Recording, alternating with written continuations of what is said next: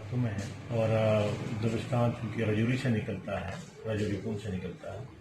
तो आपके तासुरात जानना चाहेंगे। देखिए, सबसे पहले तो मैं दबिस्तान हिमालय की पूरी टीम को मुबारकबाद पेश करता हूँ कि उन्होंने जो तहजीबी, इल्मी, अदबी, सकाफती और तालीमी मैदान में जो पहल की है और तीसरा शुमारा मंजर आम पर लाया है। मैं समझता हूँ कि ये समाज को राह दिखाने के लिए एक बहुत बड़ा कदम है। दरअसल आज की इस दुनिया में जब हम देख रहे हैं कि 2000 के बाद जो बरक़ियाती इनकलाब पूरी दुनिया में बरपा हुआ है, उसके बाद इस तरीके का जो काम है जो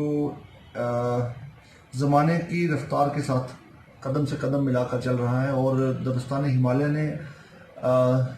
वक्त की जो पुकार है, वक्त की जो आर्ट है, उसको जिस तरीके से कैप्चर किया है, मैं समझता हूं कि वो बहुत ही सराहनीय है और उसके लिए मैं उनको खुसूसी मुबारकबाद पेश करता हूं। और मुझे यकीन है कि इसके बाद जो शुमारे आएंगे वो भी इससे भी आगे की जो दुनिया की आज की दुनिया की जो हलचल है और जो